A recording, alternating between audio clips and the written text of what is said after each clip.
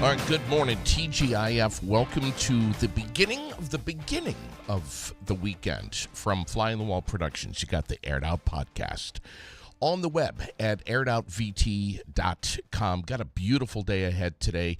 Driving down into the city, seeing the fog, laying low. Some towns are just really socked in. Champlain Valley, Connecticut River Valley, but it is going to lift, and it's going to be a beautiful day. I wouldn't say 100% sunshine, but mix of sun and clouds, but for the most part, it's going to be a beautiful Frankenstein Friday. That's the national day, by the way.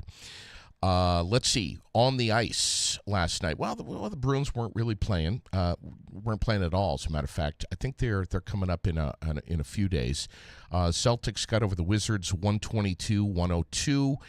Thursday night football last night. Rams taking out the Vikings 30-20 was the final. This coming Sunday, Straight Talk Wireless 400 at Homestead, Miami. It's going to be amazing. And, of course, Game 1 of the World Series tonight, Dodgers and the Yankees. This is, their 11th or 12th time since the early 40s that they've been in the World Series together. So it's going to be interesting. Let's see. I think, what is it, the Dodgers that I think are the favorite to win? I don't know. I know that if the Yankees win it, I know, Glenn, you love the Yankees. If the Yankees get it, I think it's going to be their, 28th or 29th title. It's amazing. Headlines this morning. The truck carrying 35,000 pounds of cheese that crashed yesterday, shutting down Route 302 there for over 9 hours. First and foremost, I'm glad that that everyone is okay. Yes, we have an inconvenience. Yes, many of us were running late yesterday because of that, and were put out by the traffic detours for a long time. But first and foremost, above everything, from what I understand, that everyone is okay from that. So we can deal with road closures and damaged vehicles, but if everyone is okay, that's the most important thing. So that's the bottom line. But what a situation yesterday. A lot of work from many people putting in a lot of time yesterday, fixing things up, cleaning out debris, and getting the electricity back up and running in that area. So again, I'm glad that everybody is all right. Vermont's EV incentive program has run dry. That's in the headlines this morning. I got the full story posted up on the Aired Out page if you want to check it out. Also, the story about John Balch, the guy who led police on a high-speed chase in Barre Tuesday. He is linked to the Berlin home invasion and jewelry heist, which I'm sure you remember from a couple of years ago. It was a big story locally. Looks like he may have finally. We have possibly found the third guy. I don't want to say that he was, but, it's kind of looking like that. I mean, he's been locked up. He's behind bars without bail, so it looks like, I don't know, maybe we got him. The owner of the barge that crashed into the Baltimore Bridge has finally been handed his fine. In national headlines, it's one of the biggest stories that's trending right now, aside from politics. I think it was like $102 million. I know it was over $100 million. It's a lot of money. The LADA is now recommending resentencing for Eric and Lyle Menendez. That story was popping up on my phone yesterday and buzzing something good. I want to. We're going to go live to Williamstown in just a little bit when we take a dive into the community calendar, and Tania Lewis is standing by. We're going to chat with her as they get ready for one of the biggest pumpkin shows in the area. I mean, this is just tremendous. So I can't wait to connect in with her this morning when we take a deep dive into the community calendar, brought to you by The World. Want to shift gears and bring a gentleman on who it has been a very long time, Nicolas, that I've had you on the air, and I'm glad you're here, man. Good to see you, JD. It's wonderful that you're here. Our Barre City manager, I remember when you and I shared a microphone when you first became city manager and moved here. I remember saying to you, when it rains and when it floods in these hills of Vermont, things get real fast. And man, have you... You were right. Boy, were you right. 2 huge floods in a year, and your hair's not gray yet. No, there's a little gray down here in the beard. Man. Yeah, it's been a ride. I took the job because I heard you'd already had the big floods, so I figured I was safe. Right. But that was not right. So yeah, you're talking about Irene, right? Irene, the 2015. I mean, this just I figured I figured the place was done, but no such luck. No.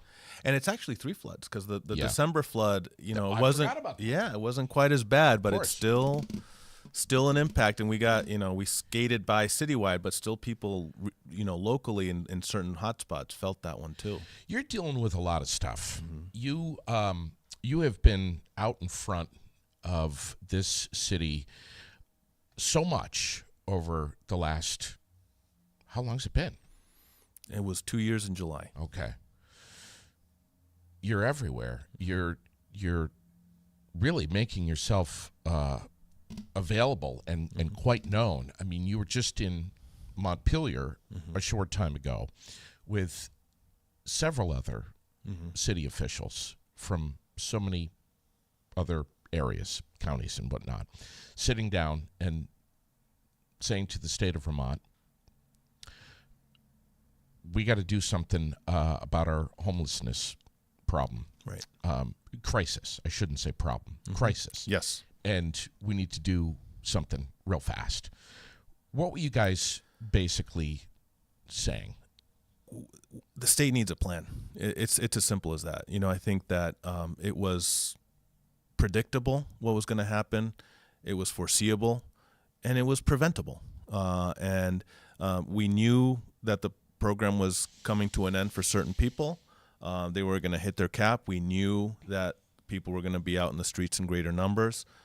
We knew the potential consequences of that, both from a human perspective of people having to camp with, and for me, you feel for anyone in that situation. For me, the heartstrings are for people with kids, right? Because I got the young kids, and I don't even want to think about having to do that. But also, it does result in quality of life issues, and we've seen that here too in Barre, right? And so it's a double factor issue, right? It impacts everybody's quality of life. The people who are, all of a sudden in a more tenuous housing situation, and for other people who are trying to, enjoy and recreate in our public spaces who are impacted by that as well. So I think the frustration from many of the municipalities is, it's everyone's pointing past each other, right? And really, we just want a plan for addressing this, because we all believe that this was preventable and certainly avoidable. Yeah,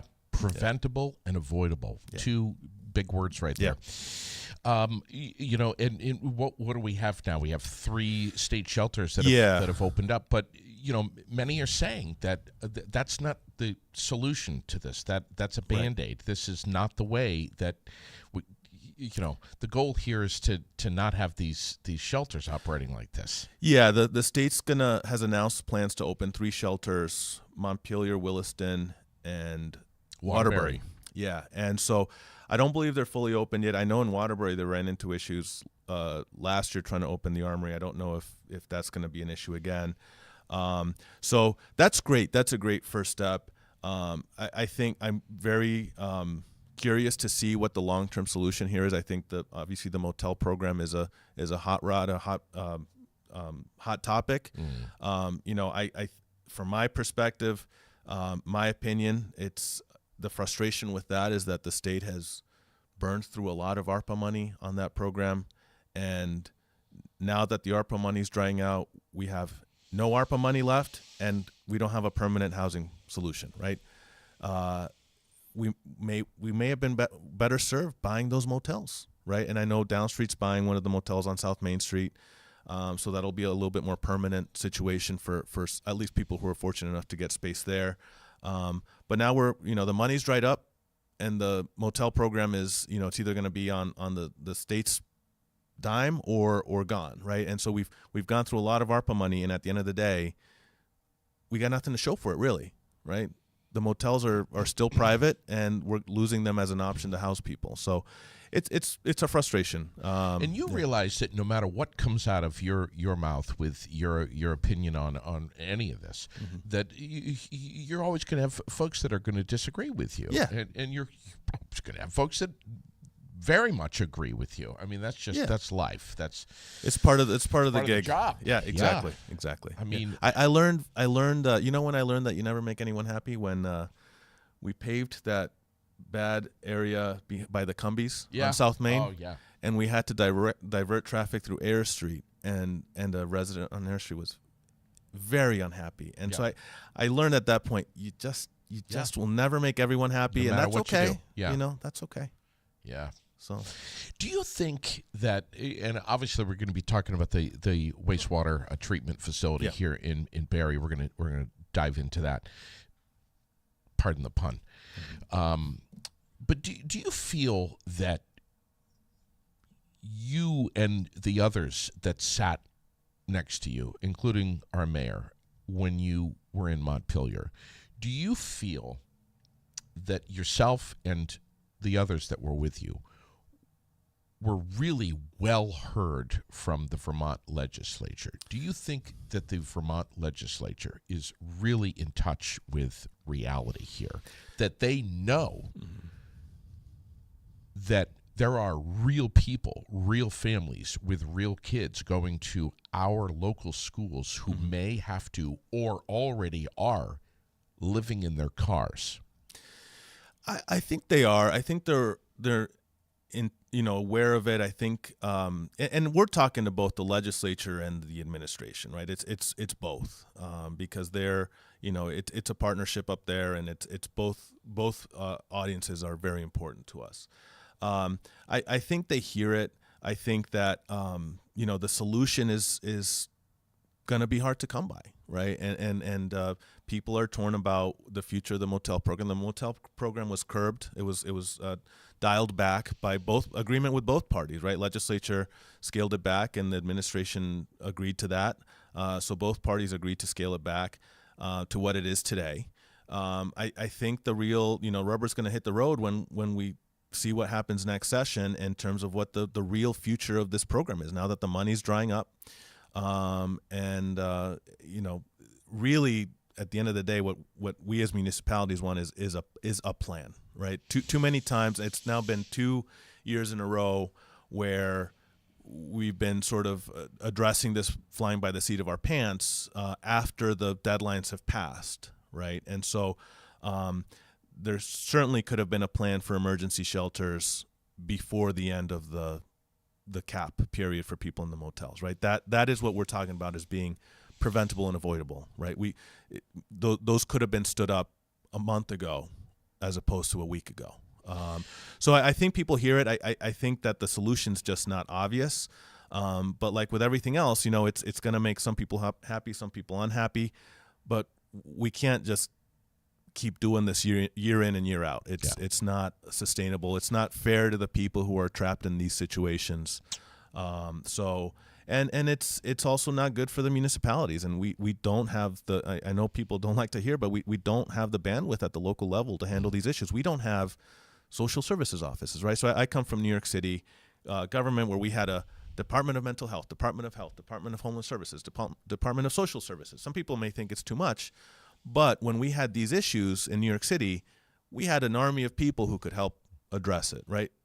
We don't have that in Barre City, right? We do permits, police, fire, public works. Like we don't do social services. And that's where we need the state to really, assume its role. Just going to comment here. There's a lot of comments that are coming in. Most people have been there for years and should have planned for this to happen. I've seen many people misuse the program. For those who misused the program and didn't use the time to plan and get their own place, we shouldn't help anymore. This is the sentiment that I continue to hear. I'm sure you have too. I do too, and I think that I agree with that. I'm sure there's people that fall into that bucket, but I also know that there's people who are homeless out of very little fault of their own. And Great point. Yeah, and I don't think we should make public policy based on the bad actors. I think we should make public policy based on the need of the people who are who do have a legitimate need. There's going to be bad actors for any program we Very build, true. right? So I think that I think about and the way I ground myself in this, thinking about this again is as a parent, right? Because that tugs at my heartstrings. A family that has come out of has lost a home for no reason of their own, which is many ways that can happen. And having to go camp with their kids and do their homework by God knows what, the light of an iPhone, Mm-hmm. right, in a tent, and that to me doesn't seem right. So I don't disagree with the commenter. There are absolutely people who've abused it, but I don't think we should be building programs solely based on the bad actors, because otherwise we wouldn't do anything, Mm-hmm. right? Everyone there's abuse, unfortunately, Mm-hmm. everywhere. And the floods certainly didn't help. Absolutely. This problem would be here even without the floods. It was here before the floods, right? So the last time around, I believe we were exiting over 300 people in Washington County.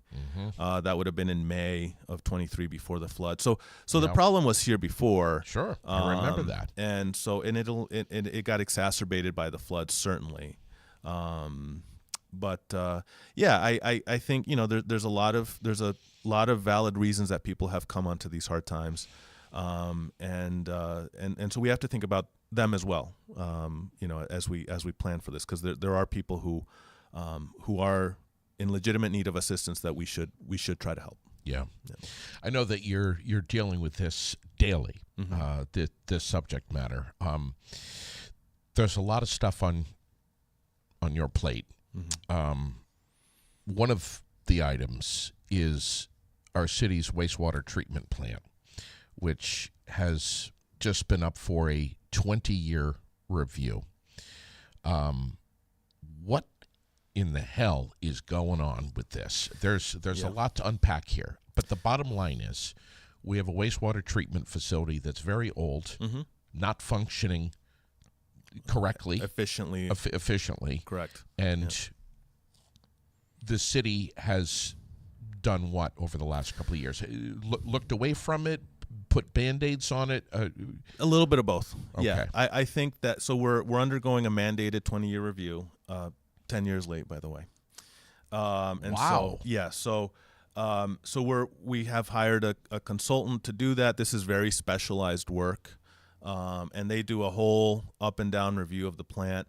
What has become very clear, not just from the review that these engineers have done, but from the operational information that we have from our staff is that the crux of the problem is at the headworks. Now, the headworks is the intake of the plant. That's where everything comes in. There's a process there to remove materials at the start of the treatment process that is simply not working. And so the biggest culprits are grit and wipes and rags, right? Okay. And so these things come in. That's the first stop, right? That's there. the first stop, right? That's the first filtration Filter, process, exactly. And so it's the headworks is supposed to take that out of the incoming. Mm-hmm. It's not doing that. And why is that? It's because the headworks is largely original at this point, built in the 70s. It's had some minor upgrades, but not enough to keep up with the times. The last time it had significant parts updated was in the 1990s. 90s. In the 90s, we still have essentially the same headworks. What we've added is what's called a channel monster, which is supposed to grind up some of that incoming. Now, that channel monster is really designed to break up sticks and twigs, right? It's not designed to break up the rags and the wipes and the other stuff that's coming into the plant, right? And so what we end up doing on a daily basis, several times a day, is the staff has to go and rake up the rags that are getting caught on the screens so that they don't go through the process. Now, inevitably, some do.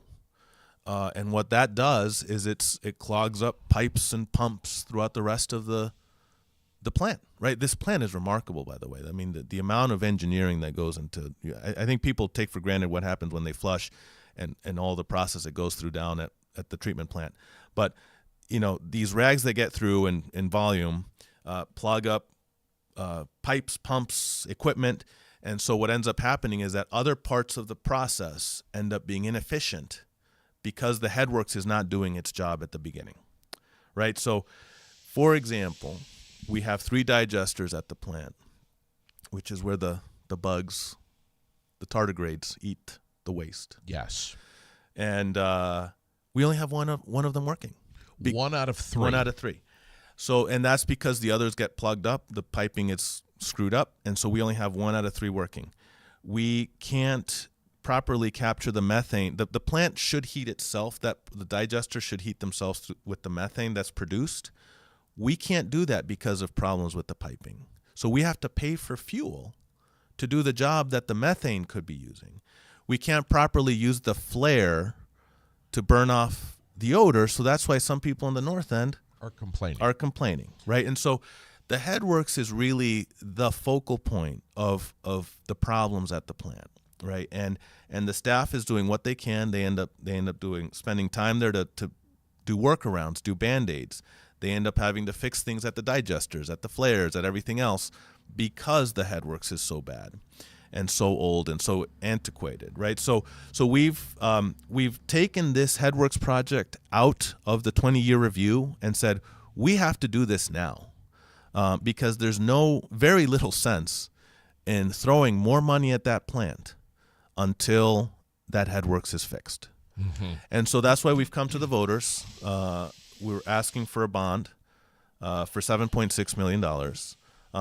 When voters see the ballot, they'll see it references a $9.3 million project cost. That's a conservative high-end estimate for the project, right? We're still only asking for $7.6 million to take on debt. Yeah. We expect to get some grants, some state grants, some federal grants to cover large chunks of this project. The more grants we get, the lower that bond's going to be. But we expect, we're asking for 7.6.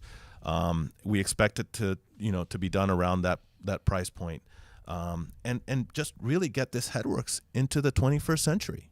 The cornerstone to revitalizing the treatment plant, says Public Works Director Brian Baker. Absolutely, 100%. I mean, it is the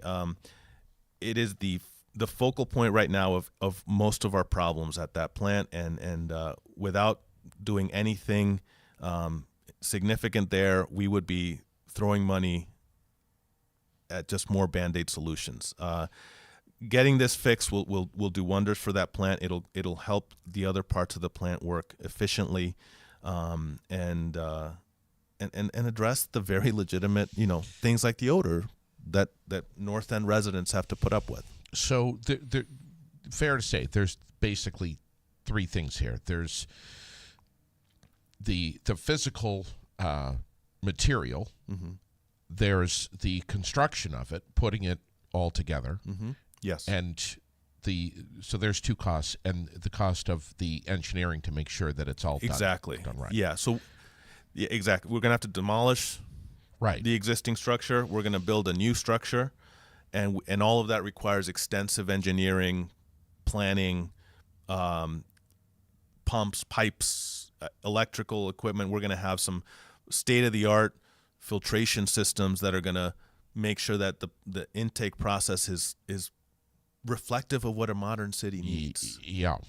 And so that's the cost. That's these are expensive, specialized pieces of equipment, and that's why the cost is what it is. Who's applying for these grants, and when are we applying for these grants, and will anything come from ARPA? So we have hired Aldrich and Elliott, which is really phenomenal engineering firm. They do a lot of work around the state on these projects. They will be they will assist us with the applications for all these other funding sources. Now, most of these funding sources are dependent on a bond approval, right? So some of these USDA grants, some of these state grants we are eligible for them once we have bond approval. So that's why that's one of the reasons this bond is so critical, so that it opens up this door to other funding. So we will work very closely with Aldrich and Elliott to apply for these grants. They do this for a living, right? They're very good at this, and so they will help us with the applications. The applications will be all in the city's name, but Aldrich and Elliott will be helping us throughout the process. ARPA funding, I'm more hesitant to use that. Our ARPA award was $2.5 million. We've committed $1.5 million of it, so there's $1 million left. Because the wastewater plant provides service to both Barre City and Barre Town, mm-hmm. If we throw ARPA money at this, it means that we're in essence subsidizing what Barre Town would contribute to this. All right, so sure. Barre Town, by the letter of the intermunicipal agreement, they will contribute 27.7% of this debt service to on this bond. And so if we throw ARPA at it and we bring down the cost of the bond, essentially it reduces the town's contribution at the expense of the city, right? So that's why we're less inclined to do that at this point. Now the grants help us all, right? Because the grants are state money, federal money. It's not the city, sort of buying down the cost of the debt. The grants and the grants help Barre City, Barre Town. So we'll go after those very aggressively. ARPA would be just sort of a city contribution for this. So Barre Town's got some stake in this too. They do. They will be on they will be contributing to the debt service. Now they don't vote on the bond because the city's taking on the debt, right? But we bill them. We bill them for the debt service in accordance with the intermunicipal agreement. They're on the hook for that. Yeah. This could take a year to if everything's going well. Yeah. This best case scenario. Yes. A year. Yeah. We would bid in the spring. We would start construction probably in the late summer, and then it would be about a year project. Yeah. What can go wrong in a year's time? I mean, and like you said, what's gone wrong over the last year or two? I mean, this is not. I mean, you just said one of the three digesters is working. Yeah, the other two are not. I mean, we've been limping along. This is a year that we're talking about. Absolutely, we've been limping along. We feel like we can make it through this construction period.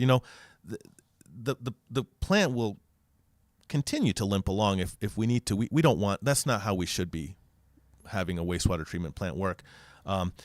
More things will break. More things will break down. Costs will go up. I think if residents think that, hey, if I don't approve this bond, well, we'll just have bad wastewater, and I don't live in the north end, so I don't care about the smell. Look, we're still going to have to pay for Band-Aid fixes. We still have to pay to get equipment updated. We still have to pay to unclog the pipes. we still have to pay for that fuel that we could be capturing the methane to heat the plant, right? So it's going to come out of your pocket one way or the other if we don't fix this. So we're paying for fuel, yeah, because the natural methane is not being captured and heating and keeping the digesters warm. Yeah, so we have to pay for fuel to offset that. Correct. Yeah, and so what's that price tag? Oh, geez, 120,000. So there's a lot of things a lot of examples to show how we are limping along at that plant. And so, for example, if we all of a sudden are able to capture that methane to heat the digesters with the gas that's being produced by the treatment process, we can save $120,000 a year, right? And so that counteracts the cost of the bond, of the debt service, right? So we're going to have the debt service, but we're also going to have these efficiencies that come in because the plant will be operating at full capacity as it's intended to. We've just, at the last council meeting, I'm very thankful that the council approved this, but this is not, it's sort of related to the headworks, I guess. I will say it is, because it's the amount of sludge we produce. So we have to dry out the sludge, and right now it's stored in a bunker that's out in the open air, and so we're drying it out. We're trying to get the water out of it because we ship it to Canada by the weight, right? We pay by the weight to ship it to Canada, and what happens is, because it's in open air, we dry it out, but then it gets rained on. The delivery truck comes. All the water we've taken out of it is back in there, and we're paying for rainwater weight to ship to Canada. So, we got from our public works department, we've got a great proposal. Hey, let's build a roof over the sludge bunker so that the sludge doesn't get rained on, so that we're not paying Canada to truck rainwater from Barre.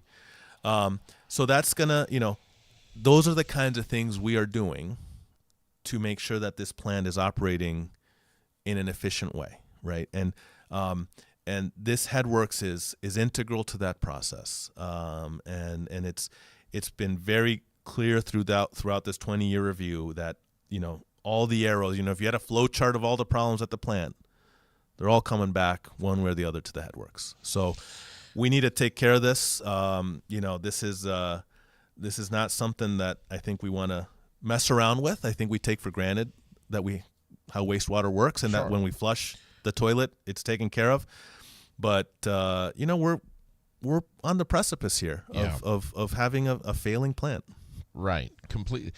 I can't help but sit here and think that when I was 16 years old, I had a 73 Chevy pickup that I loved so much. And I remember after years going by, I remember my dad sitting down with me and having the conversation.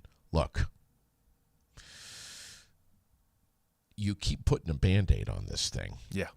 And at some point, right, you need to think about cutting your losses. Yeah. And maybe think about getting something that's more efficient and makes more sense. Yeah.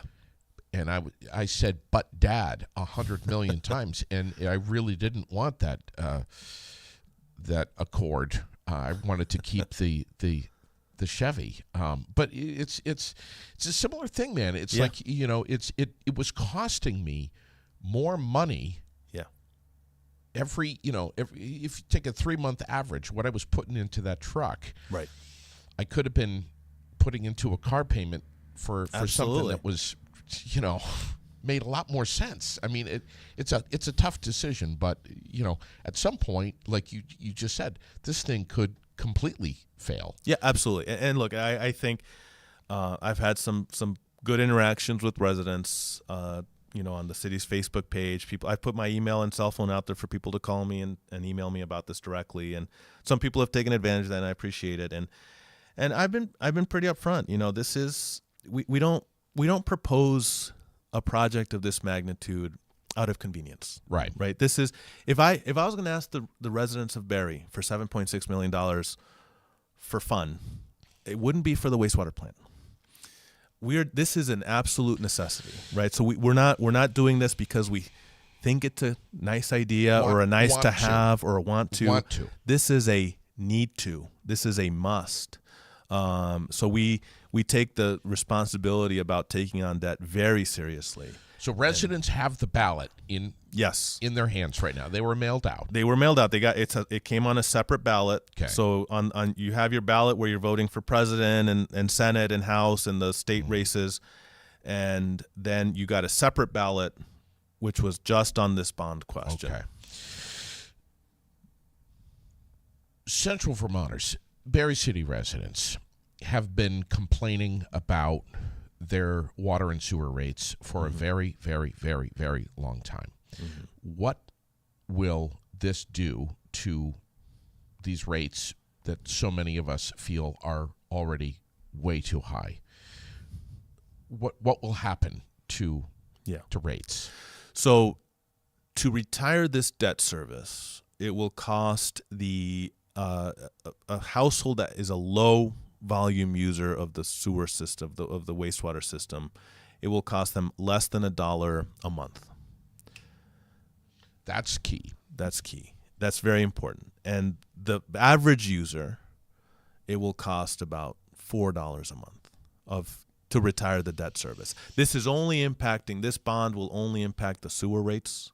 The water rates will stay separate. This won't impact your property tax bill. That's important. This is your sewer rate, your sewer bill. So your sewer bill, just on account of this debt, it will be $4 for an average user, less than $1 per month for a low user.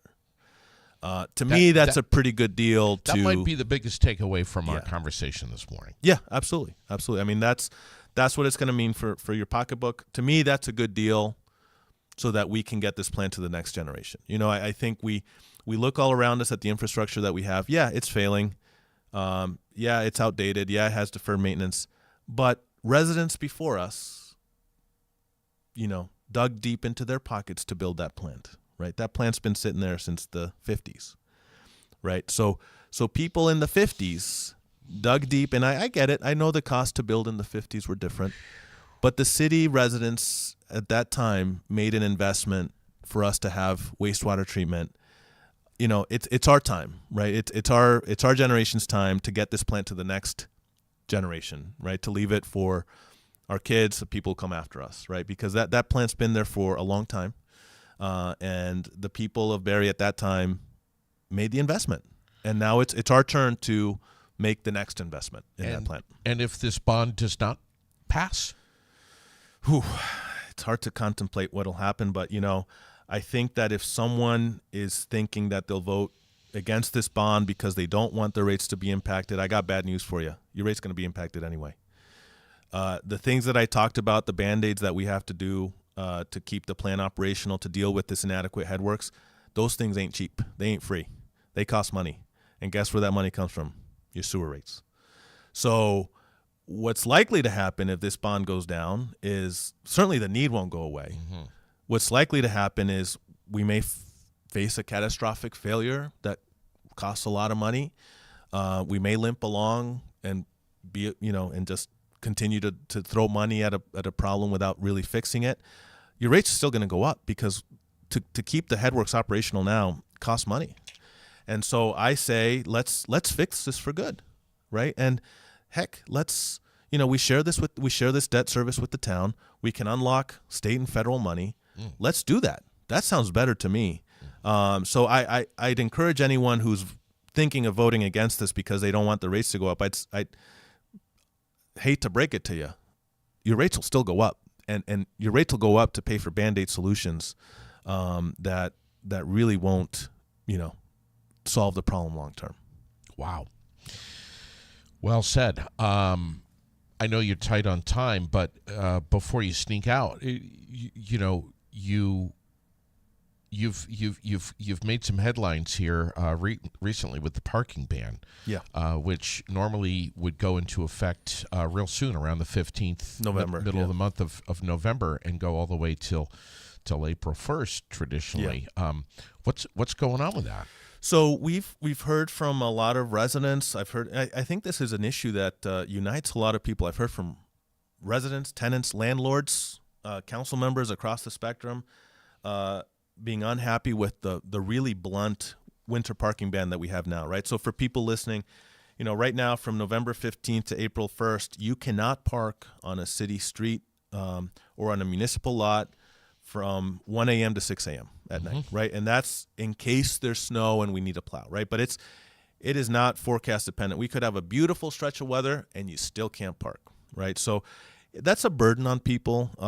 It's a burden. We have a lot of rentals in the city. We have people who share homes who have multiple cars, and so that becomes a burden all around.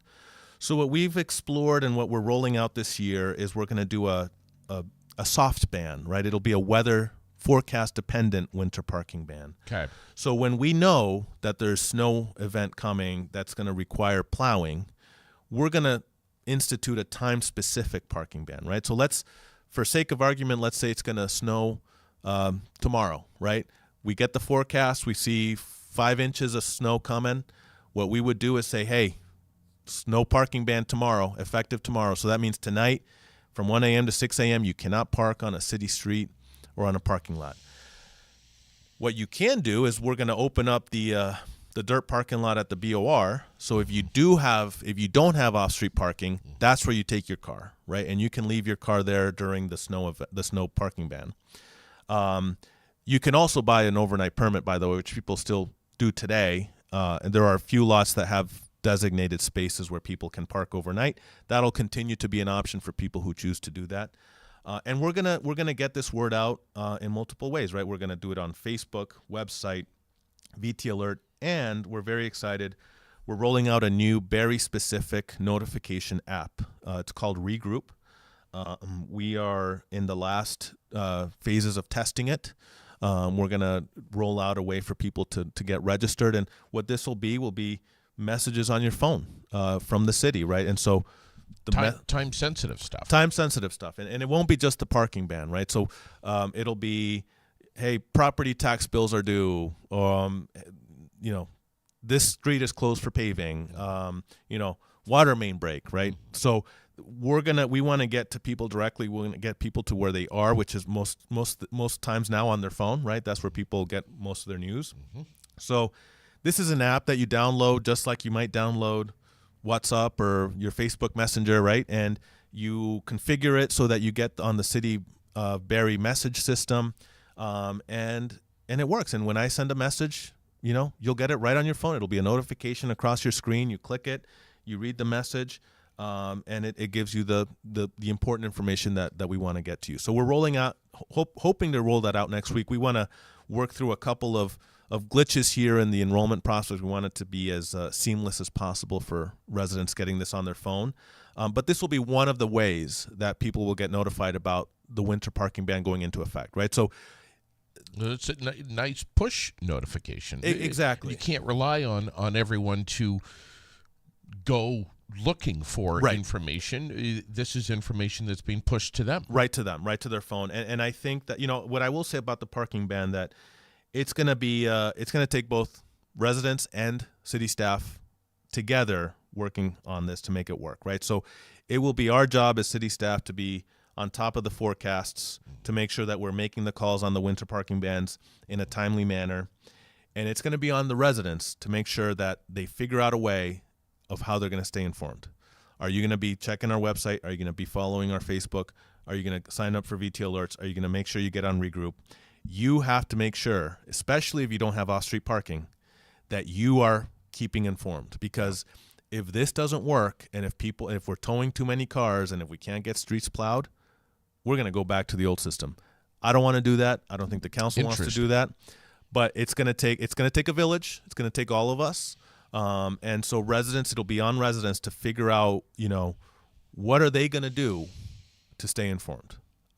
Because we've given many options now for doing it. They have to pick one and make sure that they're staying on top of it.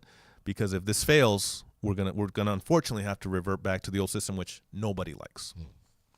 So, wow, thank you, man. Yeah, very much. Thank you, JD. You going to be watching the World Series at all? I've stopped watching baseball. It's become very difficult for me to watch baseball on TV, and I really don't like the Yankees because I lived in Queens when I lived in New York. So I can't like the Yankees, and so it's You're a soccer guy. I'm a soccer guy. I'm a hockey guy. It's Go hockey Argentina. season now. Well, the last time I think when I was here and you asked me what I wanted for Christmas. Yes. And you I remember said, that, huh? I said I wanted an Argentina World Cup, and it came true. And I think it's because we spoke it into the world here. We did, and we just did again. Yeah. Thanks for coming in, man. Hey, it's good to see you, JD. I really Thank you. appreciate it. That's it, Nicolas Storellicastro. And listen, it's taken me 2 years to pronounce the last name, but I got it. Storellicastro. Doing better than a lot of people. Yeah, man. You're doing a great job. Thanks, JD. It's good to see you. Thank you for everything. Wonderful to have you in here. We're going to be checking in with Tania Lewis right now over in Williamstown. We're going to see if we can get her on the line. And I'm going to keep trying her because Williamstown right now is doing so much. They are getting all of their jack-o'-lanterns ready to go. Jack-o'-lanterns that you, Central Vermont, have carved up with your families, with your kids, and they are collecting. When I say they, I'm talking about Tania, and they're collecting these, and they're going to be Saturday morning, tomorrow morning, between 9 and noon. That's when you're going to want to bring your jack-o'-lantern to them. Over on Gardner Street there in Williamstown. And they're going to get them all arranged, all set up in the property and lit early enough. I think they're going to start lighting stuff at like 5 o'clock. So, because, I mean, they're going to have an estimate between 230 and 250 jack-o'-lanterns there in Williamstown. That's massive. So it's going to take a long time to light all of those. So that's why they're saying, hey, if you have a jack-o'-lantern, if you have a pumpkin that you have carved up, please bring it over to Tania Lewis on Saturday morning between 9 and noon so that they can get them all lit up. But it's such a wonderful community event, and we got 5 pumpkins. We've carved them all up except for one. We're going to do that last one tonight, and we're just so excited. This is going on. This has been going on for a long time, but it's going to be Saturday and Sunday. Saturday and Sunday. From what I understand, the weather's going to be better on Saturday, but we encourage you to get over there, bring your cameras, and take some pictures and share it up in Williamstown. We're going to see if we can get Tania on the line. She is such a busy lady. Speaking of pumpkins, Carving for K is also happening at 21 Rudd Farm Road. And I want to thank Ruth Weeks and a few others for putting this together in honor of Kay Santamore, who we just lost in our community. Key staple, just wonderful lady. And she always kind of dreamed of having a pumpkin show. So it's happening, and it's going to happen tonight, 21 Rudd Farm Road. Bring your carved pumpkin or your painted pumpkin. Make sure you've got your name on the bottom, and bring a tea light or a battery light if you can. And the jack-o'-lantern is going to be lit and on display at Rudd Farm Road tonight. If you need more information, I'll give you her phone number, Ruth Weeks, who's organizing this. And I've given out her phone number, I think, every single day this week. It's 272-2587. 272-2587. But thank you, Ruth, and thanks to all of those who got in touch with me, who said, hey, you got to promote this. So that's exactly what we've been doing here for the last couple of weeks, and I just think it's wonderful. Let's see. The 20th annual Wheels for Warmth drive is going on. Started yesterday, and the weather was perfect. And Dick Wabi says that the turnout has been unreal so far. Collection points, donation points in, was it Williston?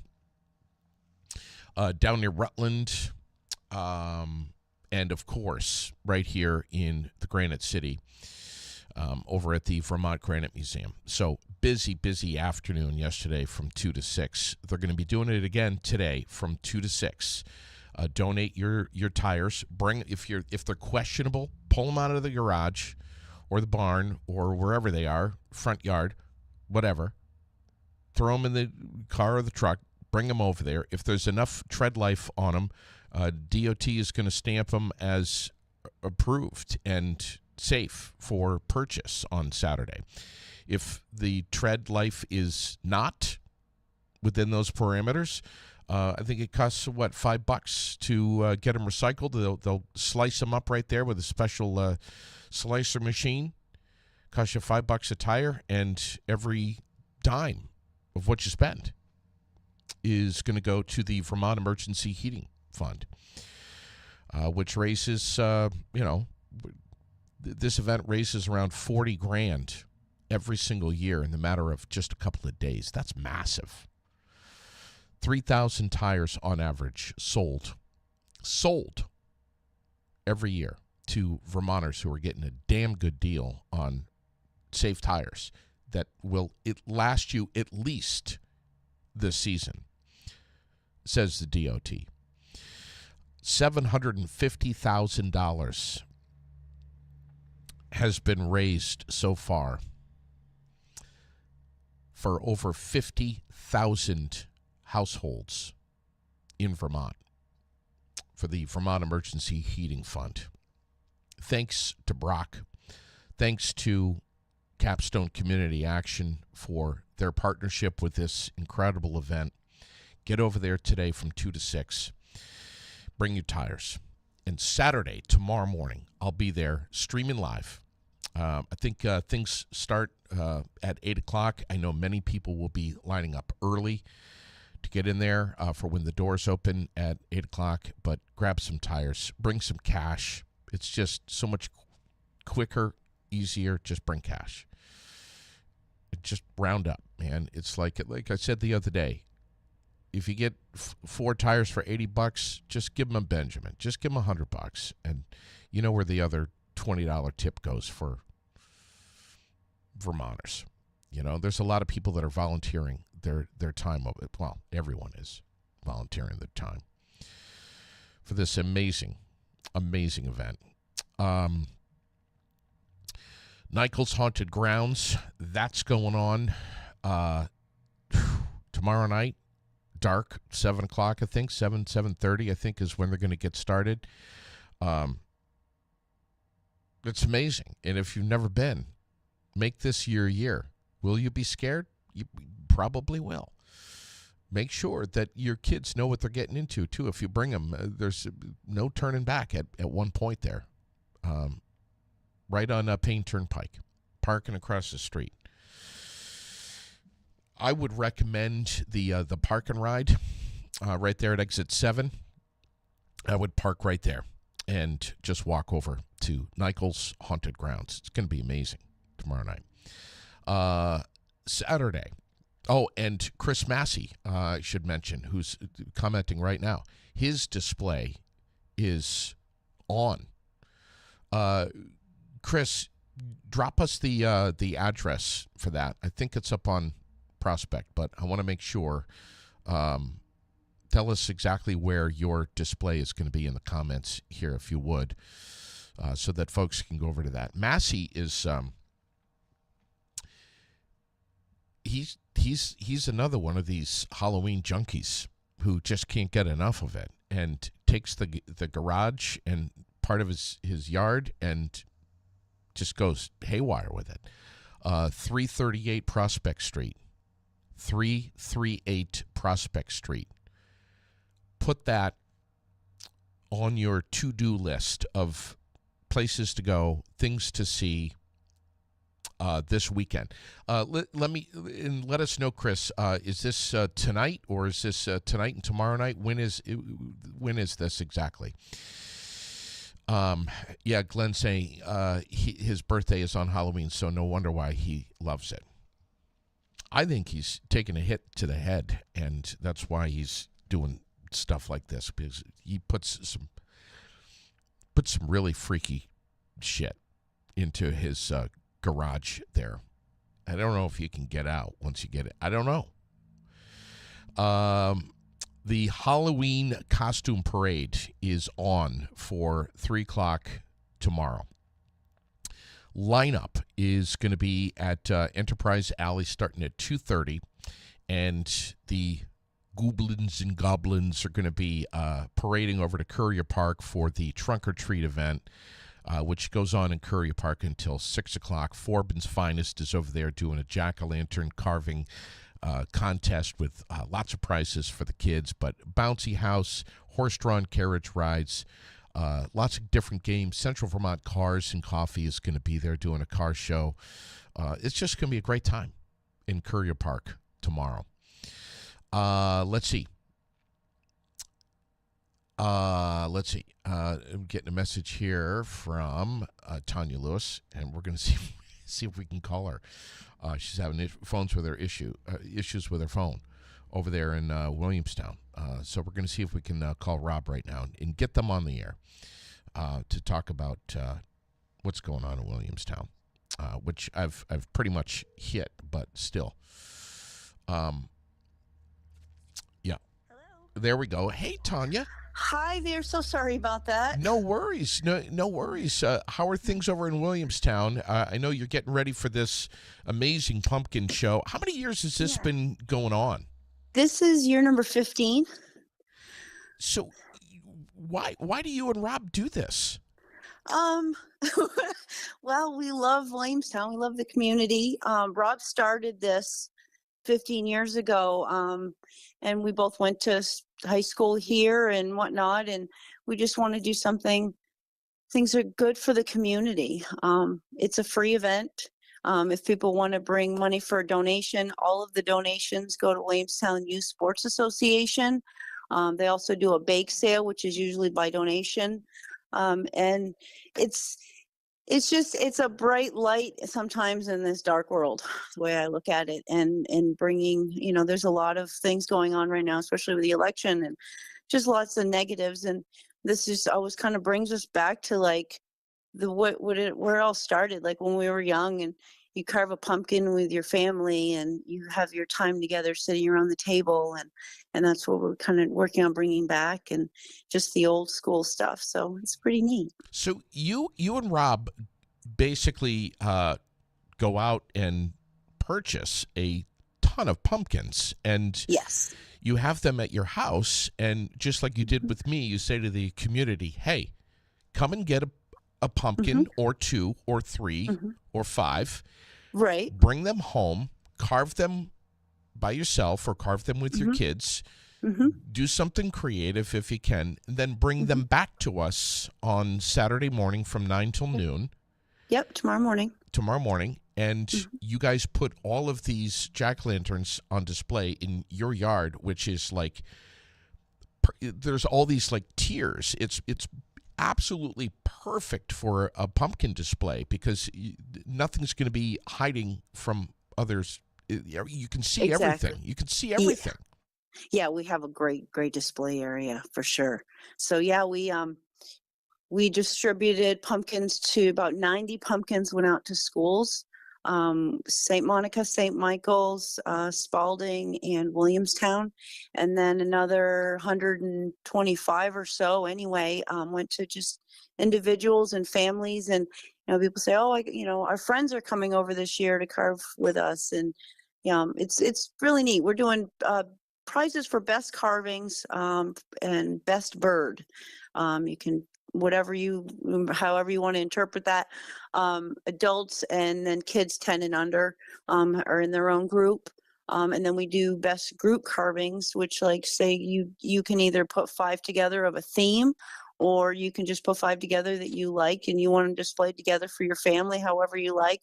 And we do best group prizes. And yeah, it's really hard to explain how cool it is when you're actually walking through the paths and looking at the flickering and just the different designs and the creativity. And we do have pumpkins left if anybody still wants one, and or if they have their own, that's totally cool too. Just bring it over tomorrow morning, and it doesn't have to be the winner. It's about the community, and it's about just having fun and embracing some good stuff this time of year. How many pumpkins are we talking about over there in Williamstown? My goal is usually over 225, so I think we're going to be over that.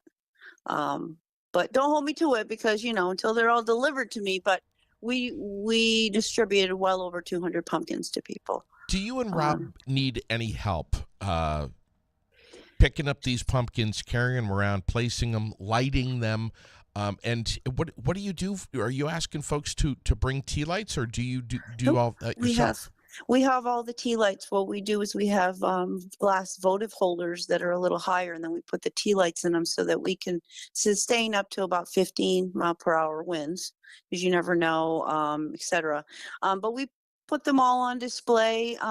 If people want to help, I know that Williamstown Youth Sports was looking for some volunteers for their bake sale. I'm not sure how they're doing with that, and if they have somebody is into baking and they want to bring baked goods over tomorrow morning between 9 and noon, I'll take them and then I'll give them to Williamstown Youth Sports when they get here Saturday night. Wow. And, but yeah, just it really, just bring yourselves and your smiling faces and bring the kids. And there's the parking usually is on around Main Street and whatnot. If you have somebody that can't walk the hill, you can drop them off at the end of the driveway and then go park the car and meet them. Whatever we can do to help people and just have another great show. I'm excited for number 15. So Saturday and Sunday nights starting around what time? So we have they're all lit by 6 o'clock. It takes quite a while to do it. So 6 o'clock, they're all lit, and they'll stay lit probably for 5-6 hours anyway. So whenever you want to come, is fine. And then we also light them again on Halloween night, which is Thursday, they're a little bit older, but the trick-or-treaters like to see them, and so we light them up again then. What are we doing with all of these pumpkins after Halloween? That's a good question. Actually, a gentleman stopped over. I was raking last night, and a gentleman stopped over and was speaking with Rob. And I'm not sure what they were talking about, but when he left, Rob said he's taking all the pumpkins after the show. So I'm not sure. In the past, pig farmers, I'm not really sure. That was kind of my guess, but I didn't get the details on that. All right. Man, that is... what a story. And the fact that you and Rob have been doing this for this will be your 15th year. This is unbelievable. Yeah. And the motive behind this of just making people happy is the best part of this all. I mean, Yeah. I have such fond memories that literally in my soul of going to the Great Green Mountain Pumpkin Show over at Ellie's Farm Market. Yep. In Riverton there on Route 12. And I just and I remember when that ended and how bummed out I was. We have to, Tanya, start making some more traditions with our families and our kids. Absolutely. We have to start doing that. And this is such listen, if you've never been to this, make this your first year. Make this a tradition. This is something that for 15 years people have great memories of. Absolutely. And when you mention the traditions, it makes me think about I'm half Italian. My Italian heritage is they were huge about eating dinners together and sitting around the table together. And so for me, it's sitting around the table and carving a pumpkin together. Those are the things that your kids are gonna remember as they get older. My mom and dad did this with me, and then we went and we saw it on display, and that's the stuff that I think is really beautiful in this world. It really is. I will see you tomorrow morning, and I'll be judging for you through the weekend too, which I really look forward to this. Yes, thank you so much. One of the two of the pumpkins that I carved up, kind of had a little hack that I found out about. I may or may not have been on Pinterest. I'm just saying. Possibly. But there's going to be some really creative stuff, and when I get over there on Sunday, I'll stream live and I'll reveal my hack, which I'm sure there's many people that won't be surprised. Oh yeah, JD, that's been on Pinterest for the last 10 years. Whatever. It's okay. I'm sure there's people that'll appreciate it too. One other thing I wanted to mention, if it's okay, is I keep forgetting to thank Stillwater Graphics. Yeah. They did our posters for us. We had big posters, smaller posters, and in the businesses that let us, put our posters up in their stores. We've been to Chelsea, Washington, obviously Williamstown, Montpelier, Barre, all over.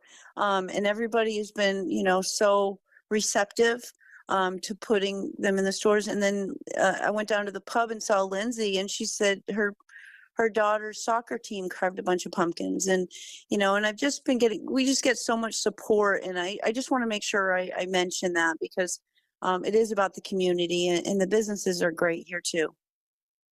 Great point. I'm so glad you mentioned that. And Lindsay, boy, she really shamed me up proper. Not long ago. She's like, "What are you talking about? You've never been to the Williamstown Pumpkin Show? My God, JD." I mean, she really drove it in hard. So anyway, that's funny. I'll be there, and I can't wait. And awesome. Thanks to you and Rob, and God bless you both for doing this in the Williamstown community. Awesome. Thank you so much, JD. Have a great day. You got it. You too. We'll see you there. They're so busy over there getting ready in Williamstown. If you need more info, Tania is 498-5531. Or you can call 272-5012, which is Rob, which is right there in the comments. So, yeah, and thanks in advance. If you're going to be visiting, or if you're going to be partaking in some of the carving, it's going to be incredible. Other items in the community calendar, brought to you by The World, by the way, Central Vermont's favorite weekly newspaper with over 22,000 copies going out. How often? Every week. Right here in Central Vermont. That's a lot. The VFW Post 790 Halloween party is tonight, 6 until 10. Again, Post 790 is where that is. Let's see. Tomorrow is the annual Kitzmiller Memorial Coat Drive distribution. So the collections have been done, and now it is time to give out all of the coats in this annual drive that I don't know how long it's been going on, but forever. Community National Bank right here in Barre, between 9 and noon, you can come by and get a coat.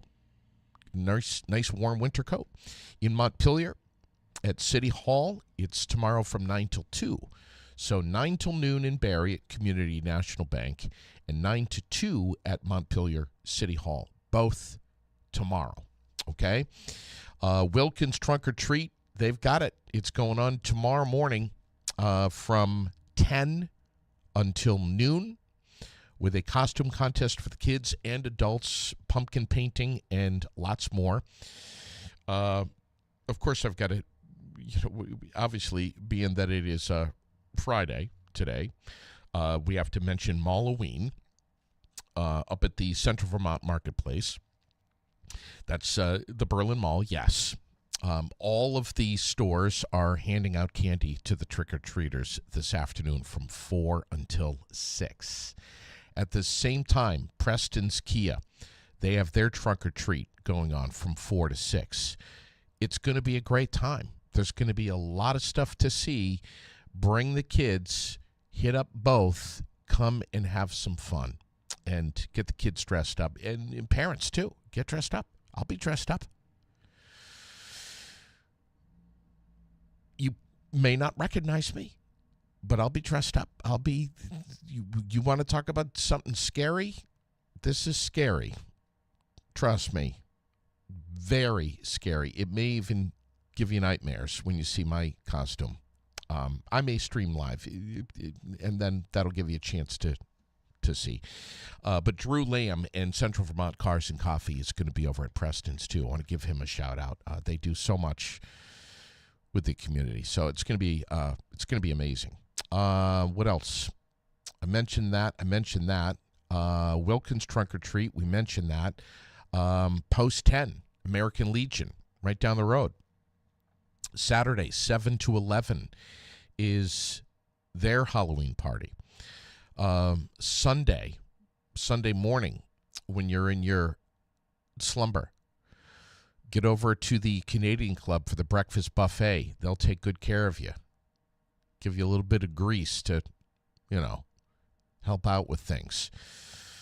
It's going to be a busy weekend, man. I mean, there's just a ton of stuff going on everywhere. Looking ahead, Formula Nissan is going to have their trunk or treat on the 29th from 4 to 6. Get over there. Central Vermont Cars and Coffee is going to be there as well.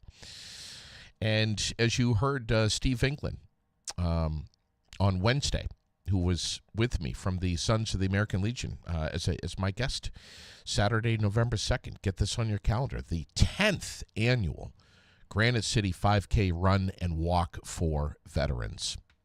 Incredible. And thanks to the Barre Elks Lodge 1535 and the Sons of the American Legion Squadron 10 for putting this on. It's going to be amazing. Massey is saying, Chris Massey, that is 338 Prospect Street is where the Haunted Garage is, and that is going to be on Halloween night only. Halloween night. 338 Prospect Street in Barre. Yeah. Listen, I hope you enjoyed the podcast this morning. If you did, please share it. Give a comment. Give a thumbs up. You can give a thumbs up right now if you want. Give a heart. Give any kind of reaction. I want to thank Nicolas Storellicastro, our Barre City manager, for coming in here and talking about the parking ban and talking about the wastewater treatment facility upgrades that are so desperately needed. And thanks to Tania Lewis for hopping on with us as well and talking about the Williamstown Pumpkin Show. It's going to be an amazing weekend. Find something. I know there's a lot, but find something. Choose something. Choose several things. Get the family in the car and go out and enjoy the weekend. Be safe. Don't be drinking and driving. I try to say that every Friday. Go Yankees. Have a great weekend, everyone. Over and out for now. Thanks for catching the Aired Out Podcast.